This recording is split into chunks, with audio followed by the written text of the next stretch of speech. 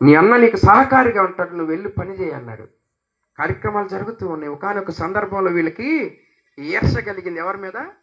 మోషే గారి మీద కలిగి అంటాడు, మాకు తెలీదా, మేము ప్రార్థన చేస్తే మాకు ప్రార్థన వినడా అని మోషే, అహరోను మిరియాం ఇద్దరు కూడా మోషే మీద సనిగి గొనుక్కున్నారంట. దేవుడు చూసి వాళ్ళిద్దరిని పిలిపించాడు, రండి రా ఇద్దరని.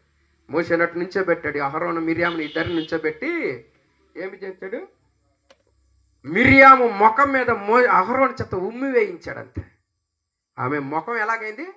తెల్లని కుష్టు ముఖం అయిపోయింది. వారం రోజులు పాలెం వెలుపుని నిలబెట్టాడు. అంతే. ఆమె ఎవరి కోసం? ఏర్పాటు చేసుకున్న దైవ సేవకుడైన మోషే కోసం. ఈరోజు చాలామంది ఎర్రవేగిపోతున్నారు. నాకు తెలుసు, నా జ్ఞానం, నా పరిజ్ఞానం నాకు అంతా తెలుసు అనుకుంటున్నాను. ఏం తెలుసు అంటే, సంచులు వేసుకోవటం, నలుగురిని భోగేసుకోవటం, ఎవరు డబ్బులు ఇస్తాడో ఆడి దగ్గరికి వెళ్ళి డబ్బులు తెచ్చుకోవడానికి తిరుగుతున్నారు తప్ప అనేకులను దేవుని పట్ల. దానియేలు గ్రంథంలో 12వ అధ్యాయంలో ఎందరూ అనేకులు నా వైపు తిప్పుతారో వారు ఆకాశంలో నక్షత్రంలో 12 జ్యోతుల వలె ప్రకాశిస్తారు అంటున్నాడు. అప్పగించిన పని ఇది. ఏం చేయాలా? అనేకులను దేవుని వైపుకి తిప్పటం మనకు అప్పగించిన పని అండి. అనేకుల దగ్గరికి తిరగటం కాదు మనకు అప్పగించిన పని. నాకేం దొరుకుతుందా అని అంటాం కాదు. ఏలియాతో దేవుడు ఒక్కటే అన్నాడు, నువ్వు వెళ్ళిరా బాబా గుహలోకి వెళ్ళి అన్నాడు. అంతే. ఎవ్వడు లేడు అక్కడ ఎవ్వడు లేడు. దేవుడు మాట చెప్పాడు, వెళ్ళాడు. ఆడ కూర్చుంటే ఆయనకి ఎవరు ఆహారం తీసుకొచ్చారంట? కాకోలముల చేత నాన్ వెజ్ పెట్టించాడండి ఆయనకి. మనం ఇంటికాడ ఉంటే పప్పు బోవ తింటామేమో, ఆయన ఒంటరిగా ఉంటే కాకులు పొద్దున మధ్యాహ్నం సాయంత్రం నాన్ వెజ్ తీసుకొచ్చి ఆయనకి అందించినాయి. ఏరు ఎండే వరకు ఆయన పోషించాడు. అంతే. అయిపోయింది నీ పని అని లేదు. మళ్ళీ ఎక్కడికి పంపించాడు? సారేపతి విధవరాల ఇంటికి పంపించాడు. ఆమె సిద్ధమైంది, దీన్ని నేను చచ్చిపోదామని. ఏమంది? ఆమె సిద్ధమైంది, ఇది ఉన్నది నేను దీన్ని చచ్చిపోదాం, ఈ కరువు నేను భరాయించలేకపోతామని సిద్ధపడితే, అయ్యా ఈయన వెళ్ళి అమ్మ నాకు అది పెట్టవా అంటే ఆమె ఒక్క మాట అడగకుండా ఈయనకి పెట్టింది. ఈరోజు చాలామంది ఈ విధంగానే తయారైపోతున్నారు.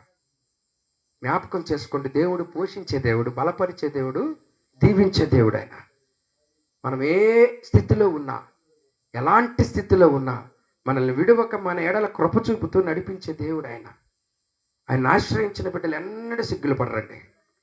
ఆయన ఆశ్రయించిన అడగట్టమే తరువాయి. మనం అడగట్టమే తరువాయి. మనం కోరుకున్నది దేవుడు ఇస్తాడంతే.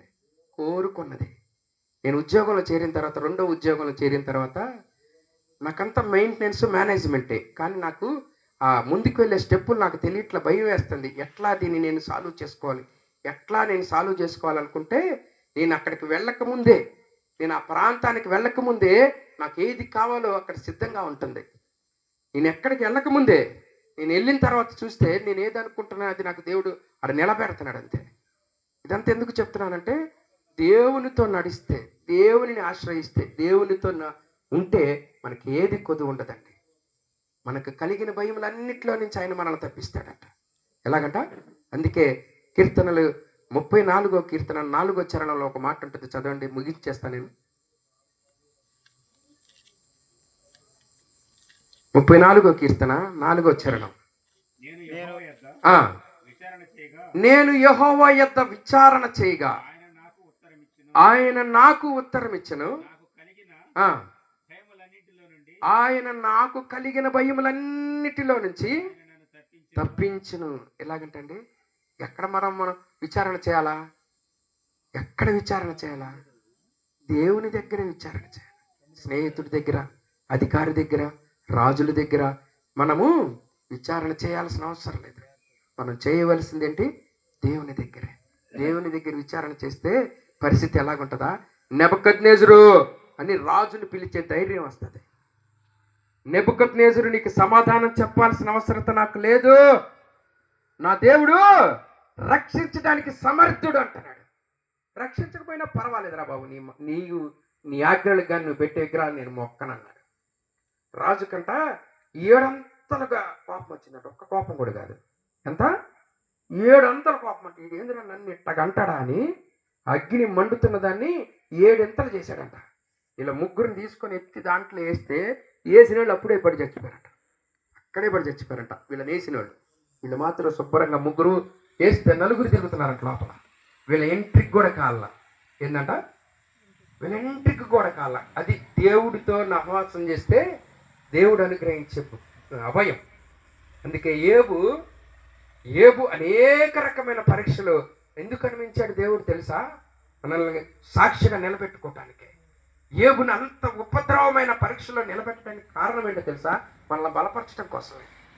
ఒక్క దెబ్బకి అతనుకున్న ఆస్తి మొత్తం పోయింది. ఒక్క దెబ్బకి అతనుకున్న బిడ్డలందరూ చనిపోయారు. ఒక దెబ్బకి అతనికి ఏమీ లేకుండా పోయింది. ఒక దెబ్బకి భార్య ఏమంటుంది? ఓరి నాయన, నువ్వు దేవుని క్షమించు, దేవుణ్ణి తిట్టు, నువ్వు మరణమైపోతావని భర్త నేడుకునే స్థితికి వచ్చింది. కానీ అతను దేవుని యందు యథార్థత విడిచిపెట్టాల. అతని స్నేహితులు ముగ్గురు వచ్చి, ఒరే నువ్వు ఏదో చేసి ఉంటావురా, ఈ లోకంలో ఏదో నువ్వు అలాంటి పనులే చేసి ఉంటావు, లేకపోతే నిన్ను ఎందుకురా ఈ శిక్షకు దేవుడు అనుమతిస్తాడు. ఎందుకు అనుమతిస్తాడు అంటే ఆయన దేవుని సన్నిధిలో ఒక్క మాట కూడా వ్యతిరేకంగా మాట్లాడలేదండి. ఎంత హీనమైన పరిస్థితి తెలుసా? గోక్కోటానికి చేతు